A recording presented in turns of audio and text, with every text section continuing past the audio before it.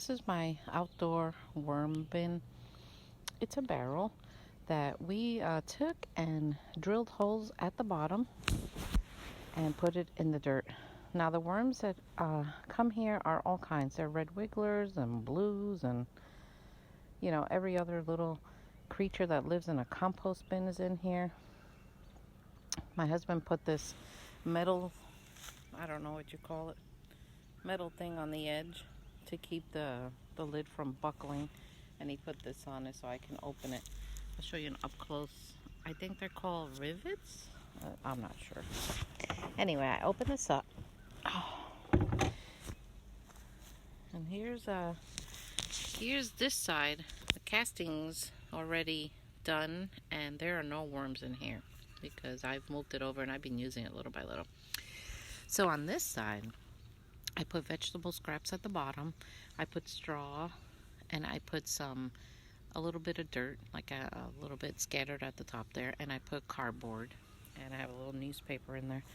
So what happens is, the way I do this is, on this side of the bin, I do lasagna composting, where every time I add food scraps, I add a little bit of straw or leaves or something that the worms eat, and they just come and go naturally. It hit 29 last night. We had a frost here in southern Indiana, but I know that they're nice and snuggled in there. What happens is they thrive in this bin all summer, and then in the fall when it starts to get cold, I notice less worms, and then by winter they disappear. I think they go down into the ground to go get warmer, and then when it starts to warm up, I start to see them again. I see adult worms. I see a lot of babies. They must leave behind the cocoons, and the cocoons must start hatching. But this is my outdoor worm bin. It's really low maintenance. I don't worry about it. I've been composting like this for maybe 5 or more years now. I really like it. Every once in a while I take the hose and I just spray in there and wet it, and it's pretty easy.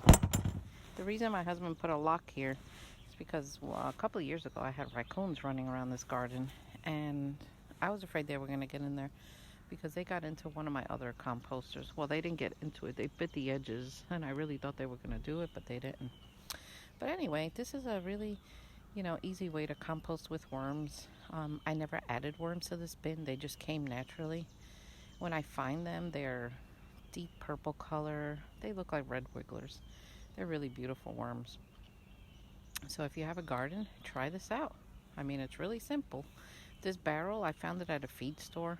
Just make sure if you use one of these barrels, they don't hold chemicals or anything like that in it. I think this one had fruit juice in it, so I knew it was safe to wash out and use for the worms. Anyway, guys, have a great day.